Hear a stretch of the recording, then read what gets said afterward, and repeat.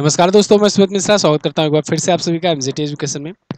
साथियों, जो अहमदाबाद में प्लेन हादसा हुआ, प्लेन क्रैश हुआ, ये क्या नेचुरल क्रैश था, क्या कोई टेक्निकल एरर था या फिर कोई बड़ी साजिश थी जो अभी तक हम लोग को नहीं पता लग पाई है और शायद पता भी ना लग पाए अगर ठीक से इन्वेस्टिगेशन नहीं होता है तो। बहुत सारे सवाल हैं जो बहुत सारे इशारे कर रहे हैं, एक साथ इतने ज़्यादा संयोग कैसे हो सकते हैं। आज की वीडियो में हम लोग इन्हीं पर बात करने वाले हैं। सबसे पहले मैं आपको बताऊंगा कि क्रैश होने की वजहें, जो संभावित वजहें हैं, वो क्या बताई जा रही हैं एक्सपर्ट्स के द्वारा, उनको मैं बताऊंगा आपको। उसके बाद क्या इशारे हैं जो ये दर्शाते हैं कि इसके पीछे एक बड़ी साजिश हो सकती है। डिटेल से वीडियो है, वीडियो लंबी भी जा सकती है, लेकिन ये वीडियो आपको सोचने पर ज़रूर मजबूर कर देगी, इतना मेरा दावा है। आप वीडियो को एंड तक देखिएगा, ज़रूर इसके बाद आप कोई ना कोई निश्चित अपने अनुमान पर आएंगे और मैं चाहूँगा कि आपको जो भी लगता है वो जेन्युइन कमेंट करके बताइएगा कि क्या लगता है आपको, आपके हिसाब से क्या हुआ रहा होगा। तो चलिए शुरुआत करते हैं वीडियो की। तो जैसा कि आप जानते हो कि पायलट ने भी लास्ट टाइम पर जो एटीसी को अपनी जानकारी दी थी, उस एटीसी की जानकारी में भी उसने बताया था पायलट ने कि मेडे मेडे मेडे, आई एम लूजिंग थ्रस्ट। तो आई एम लूजिंग थ्रस्ट का मतलब होता है कि वो थ्रस्ट नहीं प्राप्त कर पा रहा है, जिस वजह से वो टेक ऑफ, लिफ्ट ऑफ नहीं कर पा रहा है प्लेन को। जब थ्रस्ट मिलता है तभी वो टेक ऑफ होता है, और पर्याप्त रूप से जब थ्रस्ट नहीं मिल पा रहा होता है तो वो ऊपर जाने में अक्षम हो जाता है। तो ये थ्रस्ट पर भी चेक किया जाएगा, प्लेन के इंजन पर। विंग्स फ्लैप क्या होते हैं, लैंडिंग गियर क्या होते हैं, इन सब के बारे में अभी हम लोग डिस्कस करेंगे। लेकिन मैं चाहता हूं सबसे पहले आप ये वीडियो देख लो, जिससे आपको सबसे पहले थोड़ा सा एक आइडिया लगे। और अभी ये वीडियो भी बहुत खास तौर से आपको मैं नोटिस करवाऊंगा, इसको बहुत ध्यान से देखिएगा, इसमें बहुत सारी चीज़ें छिपी हुई हैं।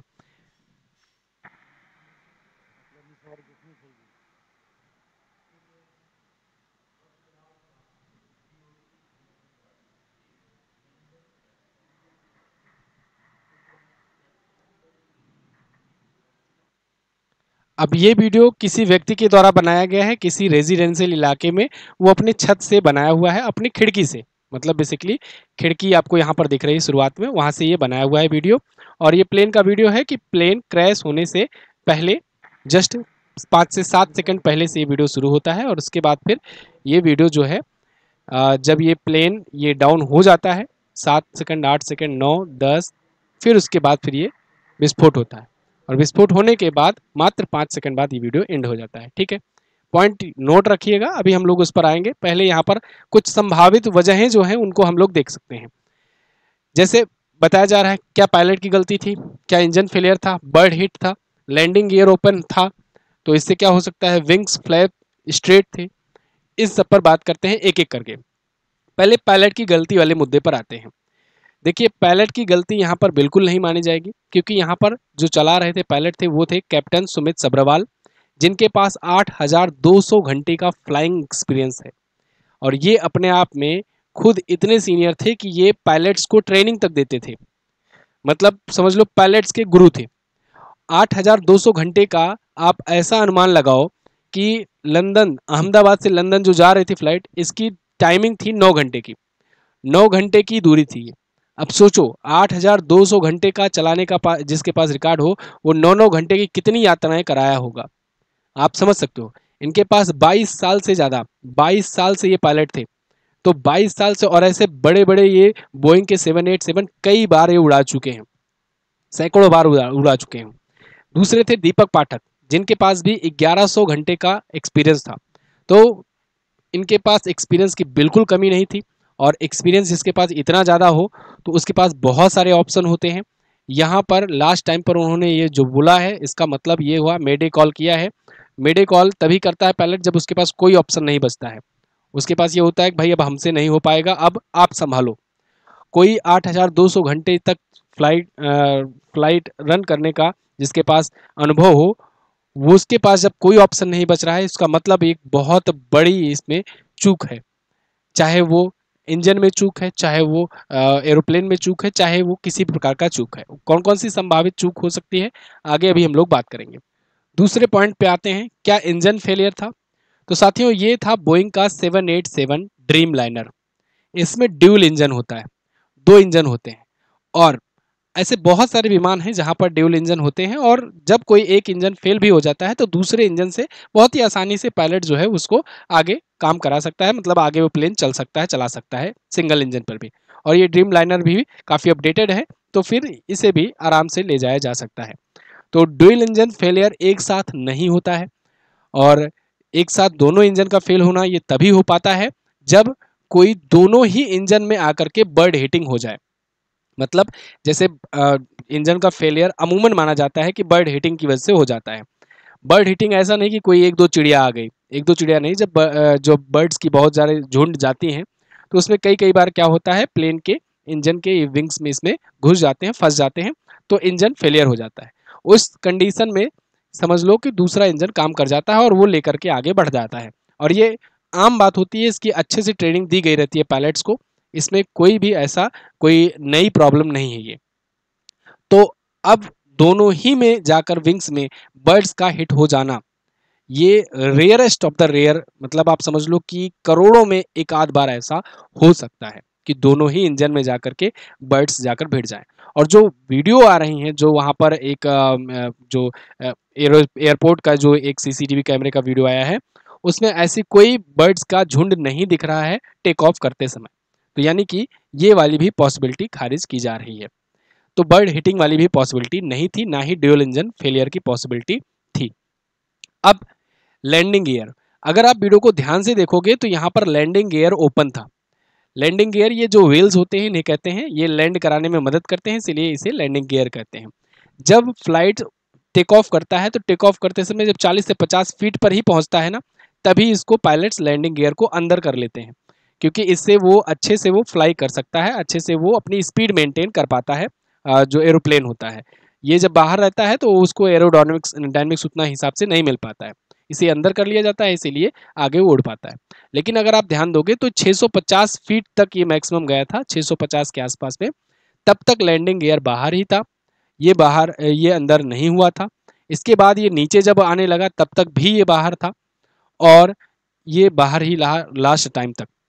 विंग्स फ्लैप की अगर बात करें तो विंग्स फ्लैप जो होता है ये कुछ इस प्रकार से होता है, यहाँ पर ये विंग्स फ्लैप होता है। अगर आप यहाँ के आसपास कहीं सीटों पर कभी बैठे होंगे तो आपको नजर आया होगा कि ये थोड़ा सा अपनी पोजीशन चेंज करता रहता है, ये थोड़ा मदद करता है फ्लाइट को ऊपर की तरफ टेक ऑफ करने में और लैंड कराते समय भी।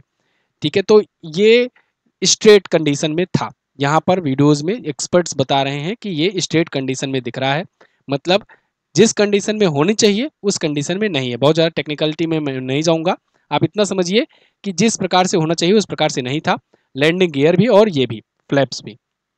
तो कुछ लोग ये भी कह रहे हैं कि हो सकता है पायलट्स की गलती हो कि वो लैंडिंग गियर की बजाय ये फ्लैप्स को कर दिया हो। देखो, फ्लैप्स को ऊपर की तरफ लिफ्ट करना होता है और लैंडिंग गियर को अंदर डालना होता है, लेकिन अगर उलट हो जाए इसके तो फिर लैंडिंग गियर बाहर रह जाता है और ये फ्लैप्स स्ट्रेट रह जाता है। तो यहाँ पर कुछ एक्सपर्ट ये भी कह रहे हैं कि अगर पायलट ने गलती की हुई है, जिस हिसाब से दिख रहा है यहाँ पर व्हील्स बाहर हैं, लैंडिंग गियर बाहर है, तो इसका मतलब ये भी हो सकता है कि यहाँ उल्टा कमांड दे दिया गया हो, मतलब फ्लैप्स स्ट्रेट हो गया हो और लैंडिंग गियर बाहर रह गया हो। लेकिन अब फिर वही बात कि जिसके पास 8,200 फ्लाइट्स उड़ाने का और दूसरा जो को पायलट है उसके पास 1100 घंटे फ्लाइट्स उड़ाने का यहाँ पर अनुभव हो, तो वो इतनी नॉर्मल सी भूल नहीं कर सकता। दूसरी चीज़, एक्सपर्ट्स ये भी बता रहे हैं कि ये बोइंग जो 787 ड्रीम लाइनर है, इसमें अलार्म सिस्टम है, जिससे जो लैंडिंग गियर है अगर मान लो अंदर नहीं है तो वो अलार्म करता रहता है, तब तक चिल्लाता रहेगा जब तक कि आप अंदर नहीं कर लोगे। आप नॉर्मल से आप देखो कि आजकल के जो मॉडर्न गाड़ियां आ रही हैं, फोर व्हीलर्स आ रहे हैं, कार आ रही हैं, उसमें भी अगर आप सीट बेल्ट नहीं लगाए रहते हो तो वो टू टू टू टू करता रहता है। तो सेम ऐसे ही ये भी है कि वो फ्लाइट उठा तो उसके बाद वो लैंडिंग गियर को ओपन करने के लिए अलार्म करता रहता है। तो ये भी नहीं हो सकता है। तो आखिर हो क्या सकता है, हुआ क्या आखिर, क्यों ये इतना बड़ा हादसा हो गया, क्यों ये सीधा जाते समय ये उसके बाद नीचे जाने लगा। और आप देखो अगर ये नीचे भी जा रहा है ना तो इसकी नोज ऊपर है और ये नीचे की तरफ ऐसे यहाँ पर डायरेक्टली जाकर हिट होता है जमीन पर, एक हॉस्टल पर।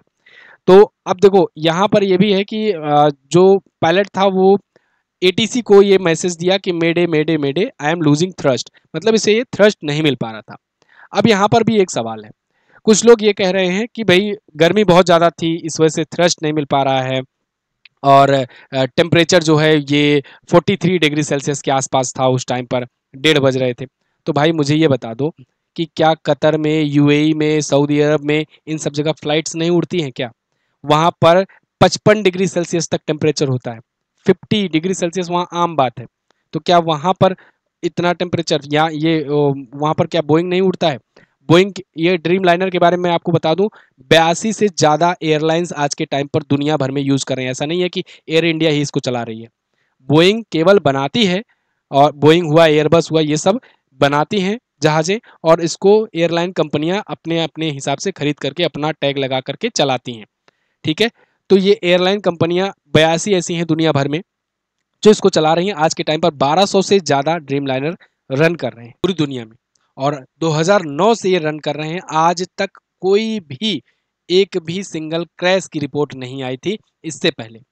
ये पहला हादसा है बोइंग 787 ड्रीम लाइनर का, इसीलिए इसका नाम ड्रीम लाइनर है।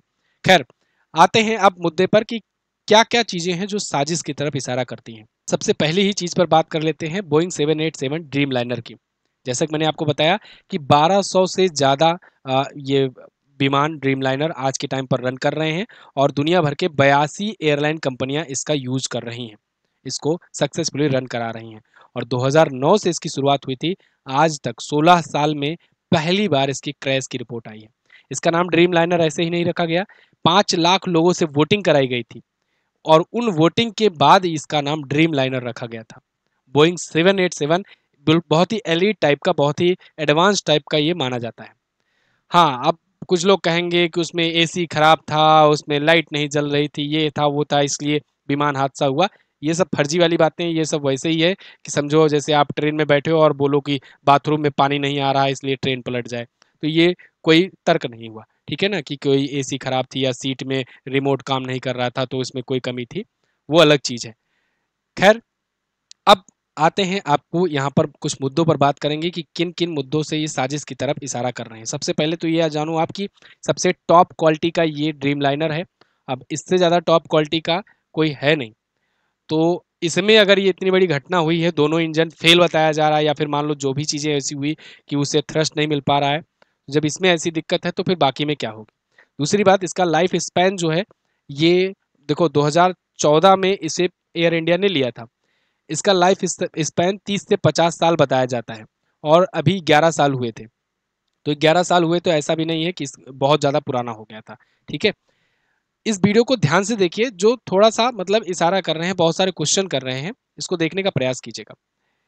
देखिए, ये वीडियो तो खिड़की से बनाई गई है, देखो किसी एक घर से, और ये वीडियो ठीक कब से शुरू हो रही है, जब ये विमान यहाँ से बिल्कुल हादसे की तरफ जा रहा है।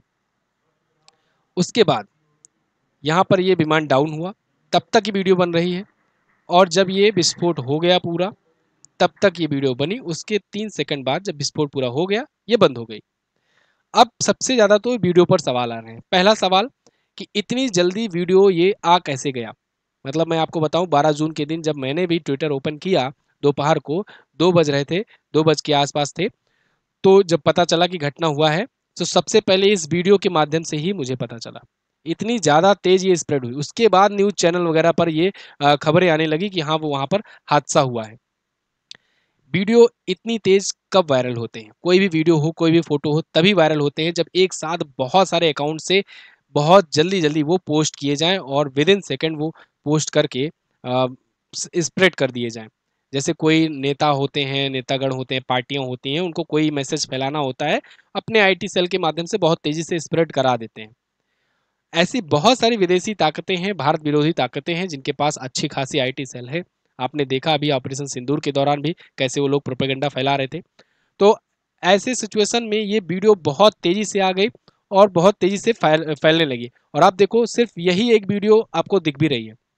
मतलब इतनी धूप में 1:30 बजे, और किसी को नहीं दिखा कि ये प्लेन जा रहा है और क्रैश होने वाला है, और क्रैश होने से जस्ट पहले ये वीडियो बनती है, और क्रैश होने के जस्ट मतलब ये 15 से 20 सेकंड की ही वीडियो थी, छोटी क्लिप थी, जिससे ज़्यादा से ज़्यादा लोगों तक शेयर हो सके। और जैसे ही ये क्रैश हुआ, तो सबसे पहले ये स्प्रेड भी हो गया, जैसे मानो बहुत सारे अकाउंट से, सैकड़ों अकाउंट से एक साथ पोस्ट किया गया हो, और तेज़ी से ये आ गया हो। इसके बाद ये आप देखो ध्यान से कि ना कोई शोर शराबा हो रहा है, ना कोई आवाज़ आ रही है। अमूमन अगर अगर मान लो, जैसे कुछ लोग कहेंगे कि हाँ ठीक है, मान लो कोई अगर वहाँ पर रोज़ाना रह रहा है और वो देखेगा कि आज नीचे जा रहा है विमान, इसलिए बना लिया वीडियो। कुछ शोर-शराबा करता, कुछ भी आवाज़ करता, कुछ भी बैकग्राउंड वॉइस होती, ये बैकग्राउंड वॉइस कुछ भी नहीं है।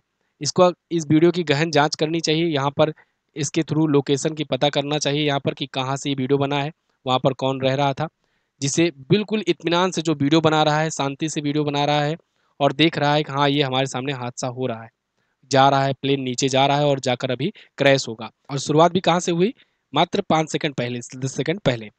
तो ऐसा हो जैसे कि पहले से फ़ील्डिंग सेट की गई रही हो और उसके बाद अनुमान आदेश दिया गया हो कि भाई अब होने वाला है, चलो एक शूट करके बढ़िया से वीडियो फैलाते हैं। देखिए, मैं ये नहीं कह रहा हूँ कि हाँ, सारी गलती यहीं पर है या कैसे ये बंदा वीडियो बना लिया है, कैसे ये वीडियो फैल गई। मैं ये कह रहा हूँ कि इन सब की गहनता से जाँच होनी चाहिए क्योंकि देखो मॉडर्न वॉरफेयर बदल रहा है। अब आज के टाइम पर वो रेगुलर वाला वार नहीं हो रहा है कि सेनाएँ जाएँगी बॉर्डर पर, एक-दूसरे से भिड़ेंगी, लड़ेंगी, वहाँ पर टैंक्स चलेंगे, गोलीबारी होगी। अब ये ज़माना गया। अब आप देख रहे हो ना ड्रोन से अटैक हो जा रहे हैं। यूक्रेन को आपने देखा वो कितना अंदर 4000 किलोमीटर तक अंदर घुस कर के ड्रोन से आर्टिफिशियल इंटेलिजेंस के माध्यम से अटैक करवा दे रहा है। इज़राइल का आप देख रहे हो कैसे कर रहा है। ट्रेन एक्सीडेंट्स बहुत सारे करा दिए जाते हैं, उसमें लगता है बिल्कुल नेचुरल हुआ है, नेचुरल एक्सीडेंट हुआ है। रेल जिहाद कर रहे हैं। गैस लीक वाली प्रॉब्लम्स आती है, कई-कई बार केमिकल फैक्ट्रीज़ से गैस लीक करवा दी जाती है। साइबर अटैक्स होते हैं, वायरस फैला दिए जाते हैं, तो अब मॉडर्न वॉरफेयर जो है ये पैटर्न बदल रहा है। ऐसा लगेगा जैसे कि ये कोई नेचुरल एक्सीडेंट है, लेकिन ज़्यादा से ज़्यादा हानि होगी, ज़्यादा से ज़्यादा लॉस होगा। तो इसीलिए इसकी गहनता से जाँच करनी चाहिए। अब बात करते हैं खालिस्तानी एंगल की। इसको बहुत ध्यान से देखिएगा। इसको नोटिस किया गया, मैंने आपको 7-8 महीने पहले भी वीडियो बना कर के दी हुई थी, जब इसने धमकी दी थी। गुरपवंत सिंह पन्नू जो है, ये लगातार एयर इंडिया के फ्लाइट्स पर ये लगातार हमले कराने की धमकियाँ देता रहा है, पिछले कई महीनों से या साल भी कहें तो गलत नहीं होगा। जब से खालिस्तान और जब से इंडिया कनाडा के रिलेशन खराब हुए थे, तभी से समझ लो, जब से वहाँ पर अज्ञात लोगों ने अपना कमाल दिखाना शुरू किया था और जब से समझ लो खालिस्तानी मारे जाने शुरू हुए कनाडा में, तब से ये धमकियाँ लगातार दे रहा है। क्यों धमकियाँ देता है? एयर इंडिया को ही क्यों धमकियाँ देता है? एयर इंडिया को इसलिए क्योंकि एयर इंडिया को ये पहले से भी एक बार टारगेट कर ही चुका है। खालिस्तानी आप 80-90 के दशक में आप सर्च करोगे तो आपको मिलेगा, एक प्लेन क्रैश इन लोगों ने करवाया था। इसके बाद एयर इंडिया सरकारी कंपनी तब हुआ करती थी, हालाँकि अब टाटा के पास चली गई है। एयर इंडिया की फ्लाइट को ये 12 अक्टूबर का ये आर्टिकल, आप 22 अक्टूबर की आर्टिकल देखिए, इसने धमकी दिया था कि 1 से 19 नवंबर के बीच में कोई भी एयर इंडिया की फ्लाइट पर ट्रेवल ना करे। उसमें कुछ भी हो सकता है, वहाँ पर मतलब विस्फोट हो सकता है या कुछ भी ऐसा बड़ा घटना हो सकता है, इसने बताया था। इसने धमकी दी थी और ये 1-2 बार नहीं, बहुत बार धमकियाँ दिया था। देखो, आपने बचपन में वो कहानी सुना होगा ना कि भेड़िया आया, ऐसे 5-7 दिन कहते रहो भेड़िया आया। जब लोग यूजुअल हो जाएँ कि अरे छोड़ो इसकी बात को सही नहीं मानते। फिर 8वें दिन पता लगता है सही में भेड़िया आ जाता है। तो ऐसे ही कुछ यहाँ पर ये लोग टेक्निक अपना सकते हैं कि इतनी बार धमकियाँ दिए, इतनी बार कि लोग इग्नोर करने लगे कि अरे यार ये तो रोज़ धमकियाँ देता है कि एयर इंडिया की फ्लाइट पर ना जाओ, अहमदाबाद से ना जाओ वगैरह-वगैरह। अब आप थोड़ा-सा नोटिस करो, अहमदाबाद यहाँ भी लोकेशन वही है। एयर इंडिया की फ्लाइट सेम है, मतलब एयरलाइन कंपनी भी सेम है। 2 चीज़ें मिल रही हैं। अब तीसरा एंगल मैं आपको दिखाता हूँ। ये खालिस्तानी जो हैं, ये रहते हैं कनाडा में ज़्यादातर। इंडिया कनाडा के रिलेशन गड़बड़ हुए थे। अभी G7 की समिट होने वाली है, 15 जून को होगी, कनाडा में होगी और इसमें भारत हिस्सा लेने जा रहा है। मतलब भारत सदस्य तो नहीं है, लेकिन पीएम मोदी को इनवाइट किया गया है एज़ अ गेस्ट और पिछले कई सालों से 2019 से लगातार इनवाइट किया जाता रहा है। मैंने आपको इस वीडियो में बताया भी है। अभी मैंने 3 दिन पहले ये वीडियो बताया था, बना करके दिया था और उसमें बताया था कि ऑपरेशन सिंदूर पर पीएम मोदी मुद्दा उठाएँगे और पाकिस्तान को घेरेंगे। अब होता है ना कि जब कोई छोटा घाव हो उसको छिपाने के लिए, उसका दर्द कम करने के लिए कोई एक बड़ा घाव दे दो तो छोटे घाव पर मतलब निगाह हट जाता है या फिर ध्यान हट जाता है। लोग उस बड़े घाव की तरफ रहते हैं। ऑपरेशन सिंदूर पर पाकिस्तान को एक्सपोज करने जा रहा था इंडिया। इससे पहले ये मुद्दा वहां पर बड़ा होता, दूसरा मुद्दा दे दिया गया। अब आप कहोगे इसमें खालिस्तान का क्या कनेक्शन है? पाकिस्तान की बात हो रही तो देखिए, खालिस्तान मतलब पाकिस्तानी आईएसआई, पाकिस्तानी आईएसआई मतलब खालिस्तान मतलब पाकिस्तान। तो ऑपरेशन सिंदूर एक्सपोज होना मतलब पाकिस्तान एक्सपोज होना, मतलब पाकिस्तानी आईएसआई एक्सपोज होना। और ये मत भूलो आप लोग, इसी वीडियो में मैंने बताया है कि कनाडा शुरू से नहीं इनवाइट किया था लास्ट टाइम पर जब उस पर वैश्विक दबाव पड़ने लगा तो लास्ट 1 वीक के अंदर उसने पीएम मोदी को इनवाइट किया। मतलब ग्लोबल प्रेशर पड़ने के बाद कि भाई इंडिया को नहीं इनवाइट कर रहे हो। पिछले 7 से 8 सालों में लगातार देशों ने अपने अपने यहाँ पर जब आयोजन किया है तो इनवाइट किया इंडिया को, क्योंकि इंडिया ग्रोइंग इकोनॉमी है, टॉप 5 इकोनॉमी है। तो इसका भी, और दुनिया का सबसे बड़ा लोकतंत्र है तो इसका भी पक्ष लेना जरूरी है। तो लास्ट टाइम पर इन्होंने मार्क कॉर्नी ने इनवाइट किया। अब आप समझिए, मार्क कॉर्नी ये कनाडा के उसी पार्टी से, उसी लिबरल पार्टी से ये वहाँ के पीएम बने हैं जिस पार्टी से जस्टिन ट्रूडो थे। मतलब पार्टी की विचारधारा नहीं बदली है, सिर्फ प्रधानमंत्री बदले हैं। जस्टिन ट्रूडो की छवि बहुत गंदी हो गई थी, बहुत मजाक उनका उड़ रहा था, इस वजह से उन्होंने इस्तीफा दिया और उसके बाद मार्क कॉर्नी को बनाया गया प्रधानमंत्री। आप ऐसा समझो कि मतलब विचारधारा बिल्कुल नहीं बदली है, केवल चेहरा बदला है। आप ऐसा समझो जैसे भारत में कोई विरोध होने लगे, बहुत ज़्यादा होने लगे, और भारत के प्रधानमंत्री इस्तीफा दे दें और उसके बाद फिर बीजेपी की मान लो अमित शाह जी को बना दिया जाए प्रधानमंत्री। तो क्या बीजेपी की विचारधारा बदल जाएगी? क्या कार्यशैली बदल जाएगी? नहीं। तो ऐसे ही यहाँ पर भी है। तो खालिस्तानी समर्थन से ये लोग, हालांकि इस बार जीते हैं, ये बहुमत की तरफ बढ़कर के जीते हुए हैं, उतना खालिस्तानी सीट का उसमें दबदबा नहीं है, लेकिन इनको वोट बैंक अपना बनाकर रखना होता है, इसलिए कहीं न कहीं इनका रहता है। हाँ, अब वो खुल करके सपोर्ट नहीं कर रहे हैं जस्टिन ट्रूडो की तरह कि पन्नू का खुलकर सपोर्ट करें या भारत पर आरोप लगाएं, कुछ भी करें, रिलेशन गड़बड़ कर लें, लेकिन हाँ, पार्टी वही है, ये भी ध्यान में रख करके चलना चाहिए। पन्नू पर आते हैं, यही है वो गुरपवंत सिंह पन्नू।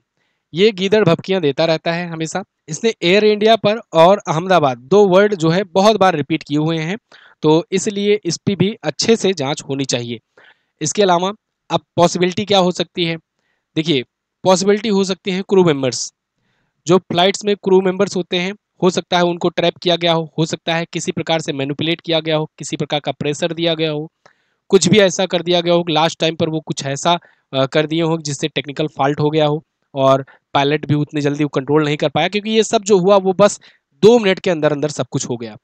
और जो घटना होनी शुरू हुई समझ लो तो वो तो 30 से 25 सेकंड में ही होनी शुरू हो गई थी। तो इतनी जल्दी क्विकली पायलट भी नहीं समझ पाया होगा कि भाई हुआ क्या। तो ऐसा तभी हो सकता है जब कुछ कुछ ऐसी चीजें ऑफ कर दी गई हों, बंद कर दी गई हों। अब एक और एंगल आता है, ये जो भाई साहब बचे हुए हैं रमेश विश्वास कुमार, क्या नाम है इनका, 11A सीट पर है, एक पॉसिबिलिटी इनकी भी है। 11A सीट पर हैं, ये इकलौते बच्चे व्यक्ति हैं। अच्छी बात है, बच गए, चमत्कार हुआ, ठीक है, सब लोग कह रहे हैं, मान लिया। लेकिन ये भी ध्यान देना चाहिए 11A सीट होती कहाँ है? यहाँ पर होती है 11A सीट, ठीक है। 11A सीट अगर आप ध्यान से देखोगे, ये रहा 11A, 11B, C, D, E, F, उसके बाद G, H, I, ठीक है। तो 11A जो होता है वो इमरजेंसी गेट के बहुत करीब होता है। देखो ये सब इमरजेंसी गेट्स हैं जहाँ से इमरजेंसी निकलने का यहाँ पर होता है। लेकिन अगर आप पहले और किसी भी एक्सपर्ट की मानोगे ना, तो लोग यहाँ पर बहुत कम प्रेफर करते हैं बैठना। क्यों? एक तो यहाँ पर थोड़ा सा गैप होता है, सामने ये क्रू मेंबर्स बैठे होते हैं, तो गैप होता है, और फ्लाइट वगैरह में जब झटके लगते हैं, जब टेक ऑफ करता है या लैंड करता है, तो आगे आपके पास कुछ सपोर्ट नहीं रहता है। तो इसलिए भी लोग इस पर बैठना बहुत कम प्रेफर करते हैं। दूसरी बात, ये भाई साहब ये कह रहे हैं कि हम यहाँ पर थे और उसके बाद बच निकले। आप देखो, ये जो है ना, ये विंग्स है, ठीक है, ये विंग्स है, और ये विंग्स जो है इसमें ही होता है फ्यूल। जो फ्यूल है भरा था, 1,27,000 लीटर था फ्यूल, थोड़ा मोड़ा नहीं था, 1,27,000 फ्यूल।